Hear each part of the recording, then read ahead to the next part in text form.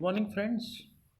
Once again, I welcome you back to this class of e-lecture, video lecture. And friends, this is BA Part 3rd English Literature, and we are taking paper 1, that is Poetry and Drama.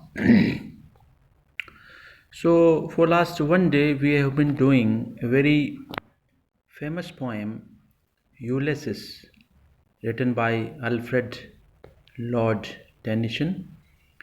Tennyson has been one of the important uh, poets of Victorian era. That's a very famous British literature. And yesterday we not only discussed the chief characteristic features of Victorian era, but also we had a brief idea of the poem Ulysses. The content of the poem is based upon the post Homeric legend uh, concerning Ulysses, a very famous king of Ithaca. Ithaca is one of the city states of Greece.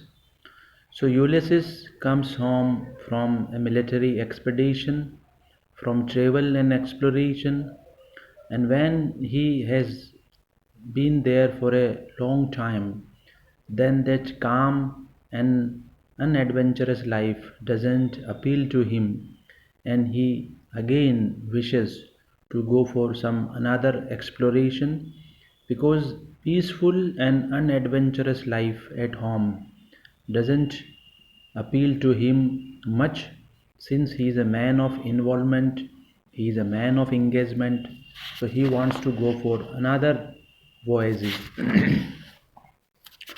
So I read out the first part of the poem.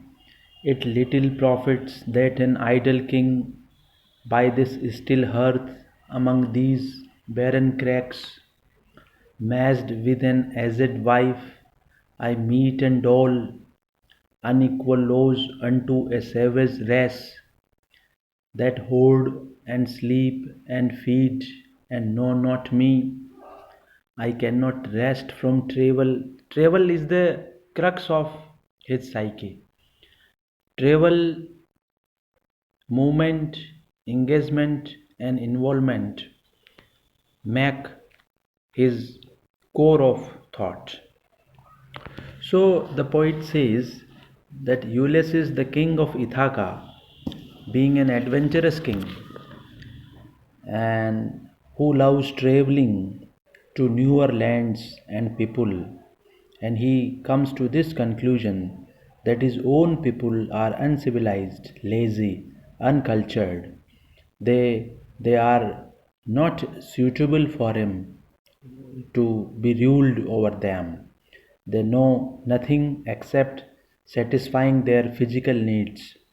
They can only collect wealth, eat, sleep, and live a lazy life.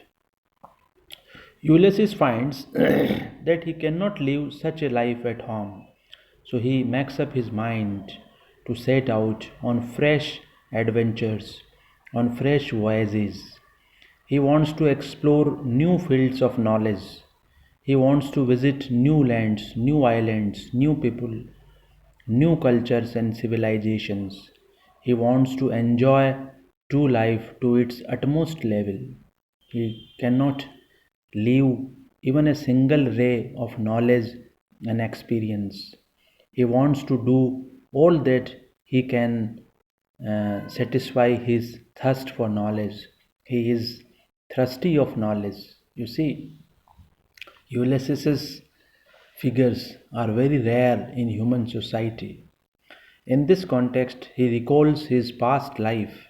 He has a record of brilliant activities to his credit in the past. He has suffered gently or greatly. He has also seen hard times when he was amongst difficulties, threats, hazards. He has experienced hardships, sometimes in the company of devoted friends and sometimes all alone. Sometimes he had the company of his beloved friend, and sometimes he was not, he was all alone. So he has had many adventures on land and on the sea. He never felt frightened, even when broken clouds flew rapidly before a strong wind and the heights or a group of stars known as the rainers threatened heavy rains. So, this is the particular scene depicted by the poet. Many times he was alone in the sea and it was threatened that heavy rains would take place. He never cared for the weather, whether good or bad. He never allowed his adventurous activities to stop because of any danger or difficulty. So, this is the opening part of the poem. It little profits that an idle king by this still hearth. So he says, it's of no use to sit idly here with these people, among these barren cracks, with these unproductive things. So I read the first part again so that you may pick up the meaning. Matched with an aged wife, even he is not satisfied with his wife becoming old. I meet and all unequal laws unto a savage race. And he says that even his crowd, his public, the masses of his state are uncivilized, they are uncultured, they really do not understand the real nature of their king. So I cannot rest from travel. He says that if he stops traveling, if he stops exploring, if he stops gathering experience and knowledge, then his life would come to an end. He can live only by travel. He can live only by moving and running and gaining knowledge. I will drink life to the lees. Yes, he wants to enjoy life to its utmost level. Whatever knowledge exists in human society, whatever experience exists in human society, he wants to have all that because he is thirsty of knowledge. All times I have enjoyed greatly, have suffered greatly, and he says that in the past, he is recalling his past experiences, that in the past he had many terrific and wonderful experiences, the good experiences as well the bad experiences, have suffered greatly both with those that loved me, and many times he had the goodly company of friends and companions, and many times he was all alone. Since he was a warrior, he was a traveler, right? So many times he was surrounded by his companions, fellow men, on shore and when through scudding drifts, the rainy Heddas waxed the dim sea, and many times he was surrounded by the terrible waves of the sea, threatening heavy rains. So there was the current of waters of the sea that might be heavy rains would take place. So it is a very, horrible experience to be alone in the sea amidst tempests, storms, the sea storms. Friends, the sea storms are very terrible, and the references of sea storms also occur in the famous play written by Shakespeare in The Merchant of Venice. Even such examples occur in Othello. I am become a name for always roaming with a hungry heart. Yes, with a hungry heart, h coming time and again, and this means the alliteration part of the poem. I am become a name for always roaming with a hungry heart. His heart is hungry. Hungry for what? Hungry for knowledge. This is not hungry for bread and butter, but this is an eternal quest in the pursuit of knowledge. This is an eternal quest in the pursuit of knowledge. I am become a name for always roaming with a hungry heart, Much have I seen and known, and he says that it doesn't like that he hasn't known anything, he hasn't seen and experienced anything. As far as his treasure of knowledge is concerned, he has gathered much knowledge.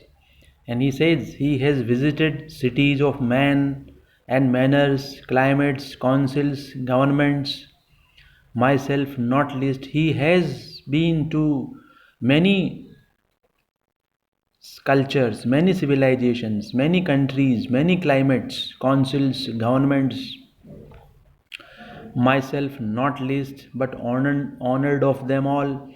And at many places, he was honored as a man of wisdom, as a man of activity, as a man of war, and but honored of them all, and drunk delight of battle with my peers. And he has fought many battles, and this he could do with the help and support of his peers, with the help and support of his friends. For on the ringing plains of windy Troy, yes, he has fought battles on the battlefields of Troy, the Trojan War. Trojan War has been one of the important wars in the history of man, history of civilization, and the reference of Trojan War is there in Iliad and Odyssey.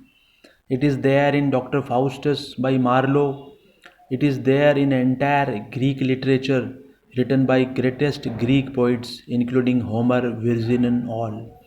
So, as a student of literature, if you go ahead without the knowledge of Greek literature, Greek culture, and Greek society, then we shall be missing many things. So, friends, I suggest you to study something, at least an outline of Greek culture, particularly of Greek history and literature, because many of the references in British poetry, many of the contexts which occur in British poetry have been borrowed from Greek literature. Secondly, there have been many mythological references. There have been many references from folk tales, from legends, from fables. So, all that have been taken from Greek literature, right? So the knowledge of Greek literature is must to survive in British literature. So that's why the reference of Trojan War has been given here. I am a part of all that I have met. Yes, and he says that I mingle with what I learnt. He has become one with the experience. This oneness of this oneness of Ulysses is the core of his personality. I am a part of all that I have met, yet all experiences is an arc. But you see, and this is the point which we people have to learn from Ulysses, from this poem, that the more we learn, the more we gain, the more we gather. Friends, this is the world of academics, this is the world of knowledge, this is the world of experience, right? And in the domain of knowledge, the more we learn, the more we are supposed to gain and get. The more we learn, the more is the space left to be known. This is knowledge. Knowledge is infinite. Knowledge is eternal. It is an endless entity. The problem with knowledge is दुखिया दास कबीर है जागे और रोवे, सुखिया सब संसार है खावे और सोवे. One who has learned something is supposed to wake up in the nights. For which purpose? To learn more. One who learns something, one who has learned something, or one who has regulated his life towards the path of knowledge cannot remain idle, satisfied. contented. Contentment in the field of knowledge is fall. That's why the poet says, yet all experience is an arc. Arc is sort of round gate which makes that particular sketch, which is an arc where through gleams that untraveled world. So whatever he has learned has been compared to a gate where there is a big arc, and inside that gate an untraveled world exists. And so the poet says that I have to explore that untraveled world. So forever and forever when I move, how dull it is to pause to make an end. So it would be dullness, foolishness on the part of figure like Ulysses to sit idle. So that's why he makes up his mind to go for another OIZ. Thank you, friends.